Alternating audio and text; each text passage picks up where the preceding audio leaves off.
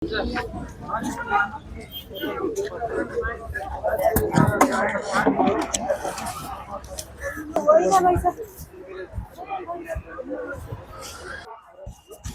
चाहिँ सुकुम्बासी बस्ती बिस्तारै खाली पनि हुँदैछ। यो हटाउने कार्यक्रम जारी छ। आफै पनि हटिरहेन हिजो राति माइकिङ गरेर अब आज यहाँ सबै गाडीहरू यो ढुवानीको लागि हट्दैछ। अब यहाँबाट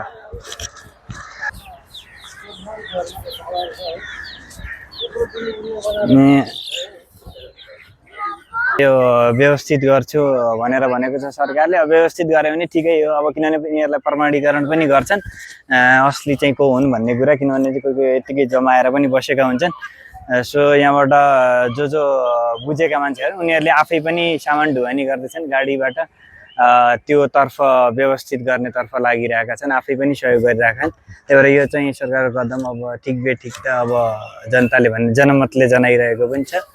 सो अब यहाँनिर चाहिँ अब धेरै चाहिँ यो बस्ती सबै भएपछि एउटा सुन्दरता र बाढी यो के अरे जुन पानी परिरहेको सिजनमा हुन्छ, बाढी पहिरो आइरहेको हुन्छ, बाढी पहिरोले गर्दा पनि अलि असर गरिरहेको हुन्छ। त्यही भएर समयमा नै उचित व्यवस्थापन गर्दा चाहिँ राम्रो।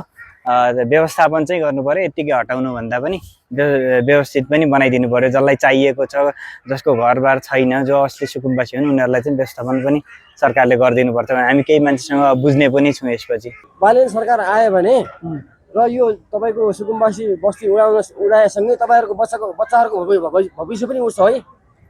उडिँदैन त, त्यो हजुर नै पत्रकार छ, हजुर नै विचार गरौँ न। हाम्रो बच्चाको भविष्य बिग्रिन्छ कि बिग्रिँदैन?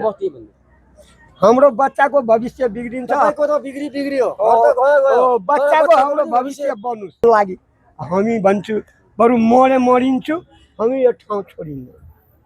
ज्यान थाप्न तयार हुनुहुन्छ तर ठाउँ छोड्न तयार हुनु हो। जान मर्नुलाई म तयार छु।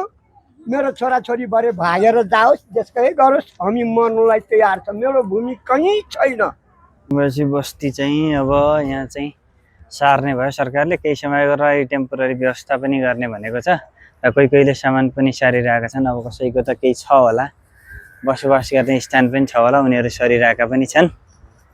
र यहाँ नभएकाहरूले अप्ठ्यारो, नभएकाहरूलाई अब सरकारले लज दिने भने चाहिँ केही समय र त्यसपछि व्यवस्था पनि हुन्छ होला।